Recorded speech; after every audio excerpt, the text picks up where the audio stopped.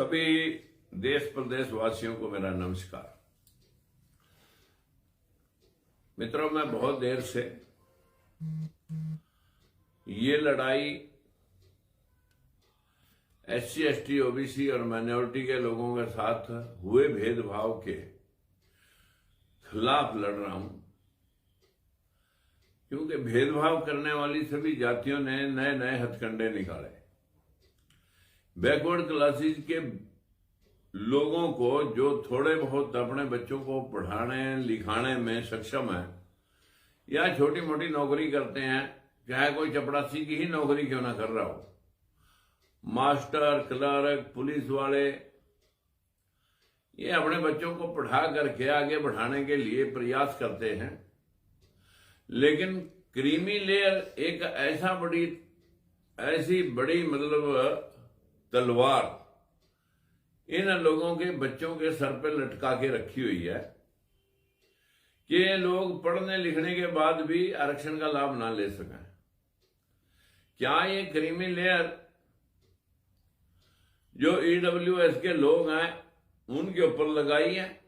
क्या ये SC reservation के खिलाफ है?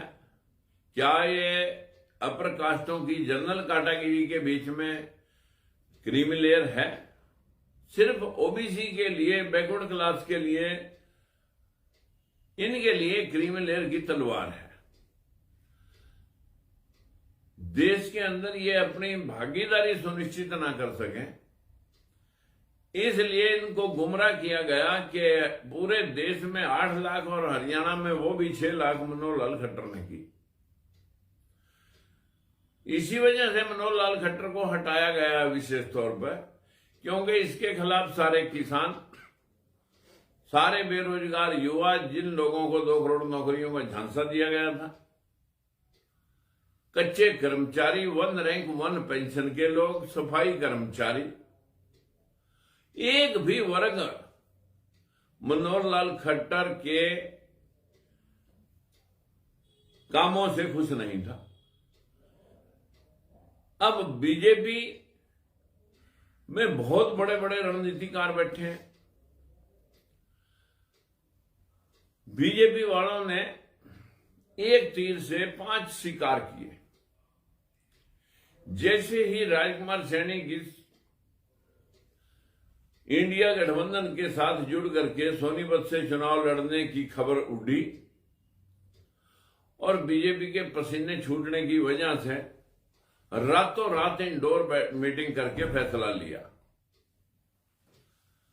दुष्यंत को दिखाया गया बेचारा कि इसके साथ धोखा हुआ है, बीजेपी ने गठबंधन तोड़ दिया, जबकि मशवरा करके उसे गठबंधन तोड़ा गया कि आपको विधानसभा में साथ लेंगे, आप जाटों के वोट काटो। पहला शिकार। दूसरा, OBC के बिना सत्ता में 10 सीटें जैसे पहले जीती थी, अब कैसे जीते? बैकवर्ड क्लास के लोग नाराज हैं, क्योंकि प्रदेश अध्यक्ष के झुंझुने से भी लोग खुश नहीं थे। वो तो लोगों ने जिंदगी रैली में देखा। आनन फानन में मनोहर लाल खट्टर को तैयार किया गया कि आपकी नाराजगी जनता के बीच से दूर हो जाएगी, आपको लोकसभा लड़ाते हैं। ये दूसरा शिकार। और तीसरा, राजकुमार सैनी का इलाज करना है, क्योंकि उसी के समाज में जब हम मुख्यमंत्री का पद देंगे तो राजकुमार सैनी का कद घट जाएगा और OBC वोट बैंक सद जाएगा। लेकिन इस पर भी मैंने बीजेपी को इसलिए बधाई दी कि कम से कम बीजेपी वालों की यह समझ में तो आ गया कि बैकवर्ड के बिना कुछ नहीं है, और इन्होंने हमारे ही समाज में मुख्यमंत्री कुर्सी दी। मैं बधाई देता हूं बीजेपी को भी और नायब सिंह मुख्यमंत्री को भी कि कम से कम भाई समाज के प्रति किसी राजनीतिक प्लेटफॉर्म की आंख तो खुली। और ये अपने शिकार के करने में माहिर हैं। जैसे ही सुप्रीम कोर्ट ने इलेक्टोरल बॉन्ड का खुलासा करने के लिए चुनाव आयोग की ड्यूटी लगाई कि बताओ किस किस पार्टी को किस किस ने कितना चंदा दिया और उसके एवज में क्या क्या लाभ उठाए। ये एक बड़ी खबर बढ़नी थी कि 30 जून का समय नहीं, मुझे तो कल ही बताओ। ये सुप्रीम कोर्ट का फैसला था। ये सारे अखबारों की हेडलाइन ना बने हरियाणा का फेरबदल, हरियाणा का राजनीतिक, हरियाणा में बड़ा राजनीतिक फेरबदल, ये खबर बन गई और वो खबर दब गई। ये पांचवा शिकार। हमारे लोग इसी तरह के शिकार करते रहते हैं। 60 अरब रुपए का जो चंदा बीजेपी को आया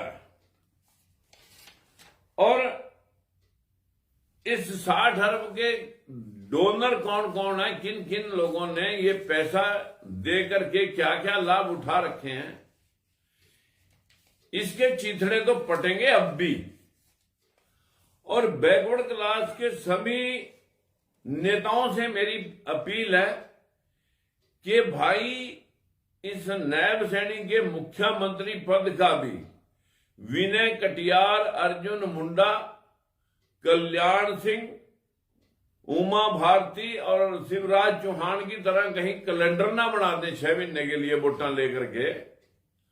हमें सतर्क रहना पड़ेगा, हमें इंडिया गठबंधन भी मजबूत करना पड़ेगा और हमारे साथ चीटिंग ना कर जाए बीजेपी, इसको भी आगाह करना पड़ेगा। जहां पर बैकवर्ड समाज हमेशा 70 साल से रणनीतिकार इसको गुमराह करने में बड़े माहिर हैं, लेकिन आपके बीच में राजकुमार सैनी का भी इतना निवेदन जरूर है कि अब दोनों तीनों बड़ी पार्टियों को यह समझ में आ गया कि बीजेपी बैकवर्ड को पागल बनाना अब इतना आसान नहीं होगा। इस सारे एपिसोड में मैं जहां पर आज आपके बीच में लाइव हूं कि ये सरकार जो ओबीसी की जनगणना कराने के विरोध में है, एफिडेविट नरेंद्र मोदी दे के आता है कि भाई मैं ओबीसी की जनगणना नहीं कराऊंगा, एफिडेविट देता है सुप्रीम कोर्ट में। वहीं पर 10 साल लगाने के बाद ये है वो खुलासा और ये है वो आरटीआई।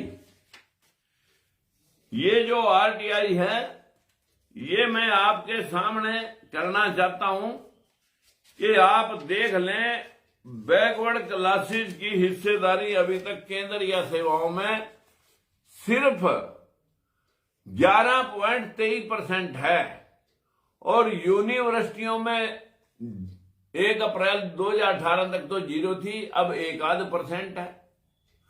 और जुडिशरी के सभी हाई कोर्ट और सुप्रीम कोर्ट में 1% तो छोड़िए 0.1% है और ऐसे ही बाहर राजदूतों में 0 है।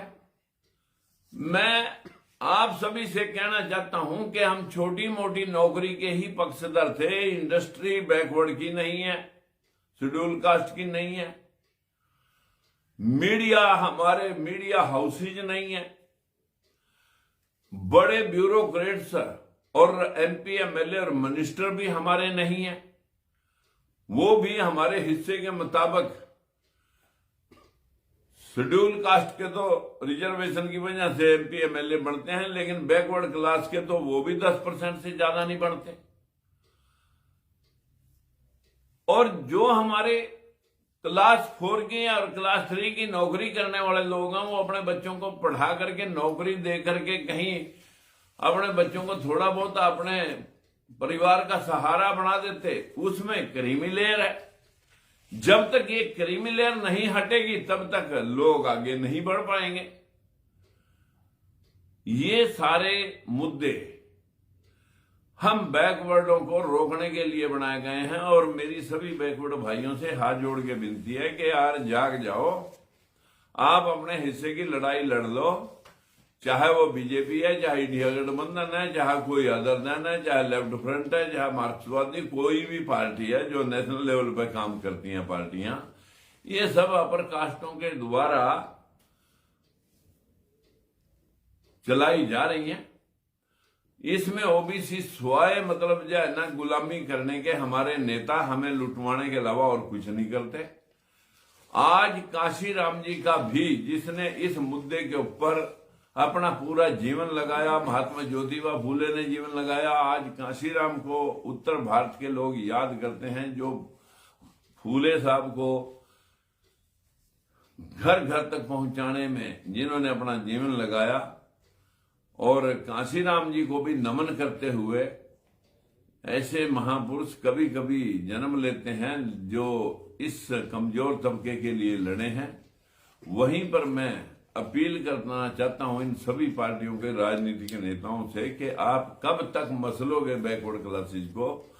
अब ये बहुत ज्यादा देर चलने वाला नहीं है। ओबीसी की हिस्सेदारी सुनिश्चित किए बिना कोई भी पार्टी अब सत्ता तक हम नहीं जाने देंगे। यही हमारा आप सभी बैकवर्ड भाइयों से भी संदेश है और पार्टियों के नेताओं से भी अनुरोध है कि भाई हमारे हिस्से की हमारे लोगों को आप टिकटें देंगे तो ही हम आपका समर्थन करेंगे, अन्यथा आपको भी हम हाशिए पर खड़ा करने के लिए तैयार बैठे हैं। आज मैं इसी बात को लेकर के आपके बीच में लाइव आया हूं। सभी से विनती करता हूं कि इस खबर को ज्यादा से ज्यादा लोगों तक शेयर करें और सब्सक्राइब करें, लाइक करें, कमेंट करें। आप सभी को इस बात का मैसेज दें और इनके ऊपर दबाव बनाएं।